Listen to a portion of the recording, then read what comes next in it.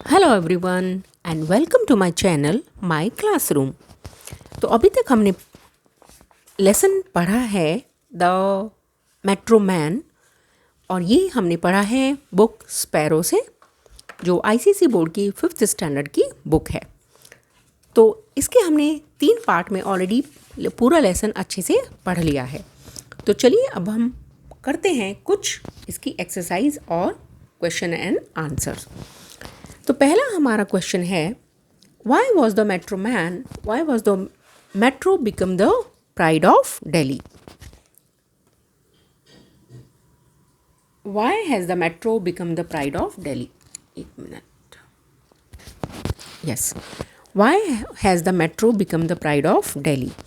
तो मेट्रो दिल्ली का प्राइड यानी दिल्ली के लिए बहुत अच्छा क्यों बना है, उसका क्या प्राइड है वो? Because Metro become the pride of Delhi, Metro has become the pride of Delhi because it has best and latest technology in the world for signaling, telecommunication, auto fare collection and passenger safety and comfort. तो ये आप इसमें लिख सकते हैं। Second हमारा question है, who is known as the Metroman and why? मतलब कि मेट्रोमैन किसको बोला जाता है और क्यों हम उसे मेट्रोमैन बुलाते हैं? तो इसका आंसर आप लिख सकते हैं, mister Sreedharan is known as metro man because he completed many metro projects on given time, right? तो I think this is enough. Third question है, why was mister Sreedharan given France's highest award? मतलब मिस्टर श्रीधरन को France का highest award क्यों मिला? Mister Sreedharan was given France highest award because of his incredible achievements. What were the 3 objectives of Mr. Sreedharan? ये है हमारा next question. मतलब मिस्टर श्रीधरन के वो 3 ऑब्जेक्टिव क्या थे जो वो फॉलो करते थे? तो उनका पहला ऑब्जेक्टिव था to develop a world class metro system. Second था to complete the project within the time schedule, मतलब उनको जो टाइम दिया गया था उन्होंने सोचा था कि वो उसको एक अपना लक्ष्य बनाकर चलेंगे कि उस पर वो काम पूरा करेंगे। और थर्ड था to cause minimum inconvenience to public, मतलब जिससे लोगों को बहुत कम से कम तकलीफ हो जब तक भी ये प्रोजेक्ट पूरा होता है। हमारा लास्ट है, describe briefly about the early life of mister Sreedharan. मतलब बहुत ही संक्षेप में, बहुत ही थोड़े शब्दों में मिस्टर श्रीधरन की अर्ली लाइफ के बारे में बताइए। तो इसका आंसर है, mister Sreedharan was born on July 12, 1932 in Palghat district of Kerala and he did his engineering from the government engineering college Kakinada. तो I think this is more than enough. तो चलिए अब हम कुछ और इसकी एक्सरसाइज देख लेते हैं।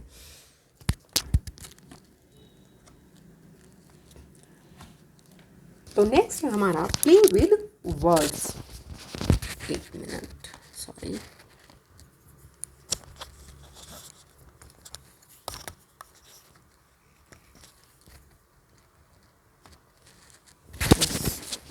तो नेक्स्ट है हमारा प्ले विद वर्ड्स। अब play with words we use an apostrophe with a noun to show possession और ओनरशिप।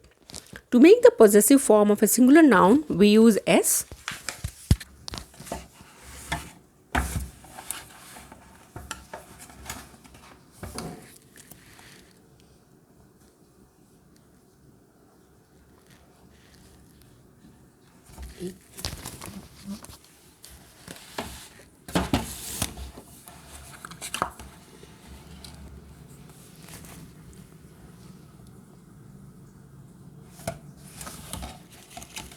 ऐसे एग्जाम्पल है, my sister's birthday and papa's office bag.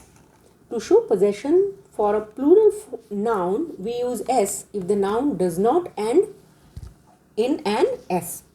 जैसे हमने यहाँ लिखा है चिल्ड्रंस टॉयज, मतलब अगर उसमें एस आता है तो उसको एस को हटाकर हम कॉमा लगा देते हैं, अपॉस्ट्रॉफी, और फिर बाद में टॉयज।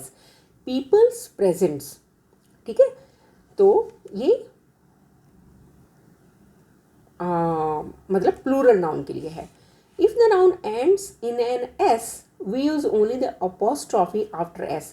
गर्ल्स स्कूल, ठीक है। तो अगर उसमें जो हमारा नाउन है उसमें ऑलरेडी एस है, ठीक है, तो उसको हम क्या करते हैं कि अगर वो हमारा, तो उसके बाद में अपॉस्ट्रॉफी लग जाता है। Insert apostrophe for the nouns in the sentences given below and rewrite the sentences.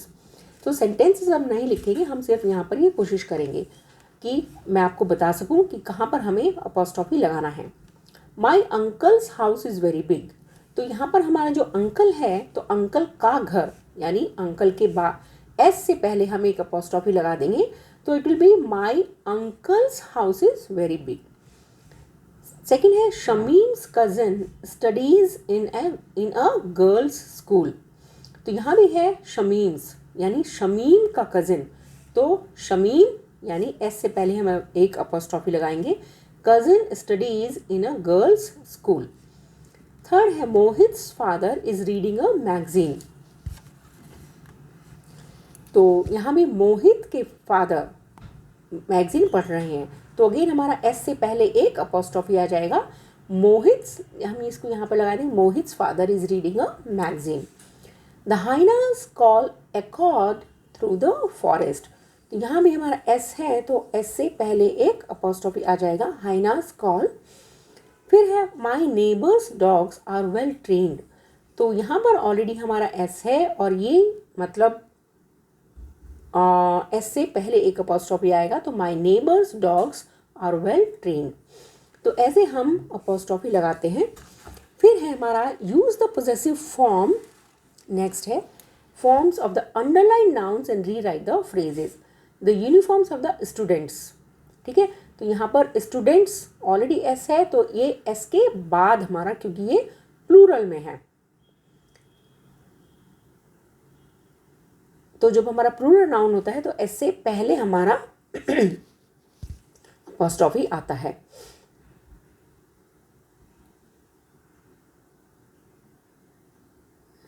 The cubs of the tiger, यहाँ पर टाइगर के बाद अपॉस्ट्रॉफी लगाकर एस आएगा, tiger's cubs. The bark of the dog, dog's bark. The frock of the girl, यानी girl's frock. The smile of the baby, baby's smile. ऐसे हम ये करेंगे। अभी नेक्स्ट हमारा आता है इसमें fun with grammar. Verb, a verb is a word that tells something about a person और अ थिंग। तो वर्ब क्या होती है? वर्ब होती है, वर्ब एक वर्ड है जो हमें किसी के समथिंग अबाउट अ पर्सन और थिंग के बारे में बताता है।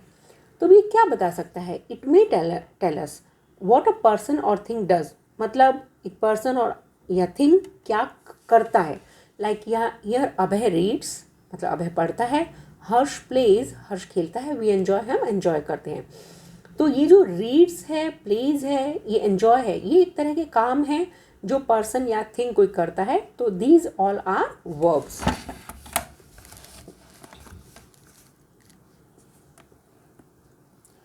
तो भी सेकेंड हमारा what is done to a person और थिंग, यानी किसी आदमी को या थिंग को कुछ किया गया है अगर, तो पल्लवी वॉज प्रेज्ड, मतलब पल्लवी को बहुत शाबाशी मिली। The plate is broken, plate टूट गई है। तो यहाँ भी broken and praised are verbs. What a person और थिंग इज, मतलब आदमी, कोई भी पर्सन या थिंग क्या है। The rabbit is scared, rabbit डरा हुआ है, तो scared again is a verb. I am thankful to him, मैं उसके लिए थैंकफुल हूँ।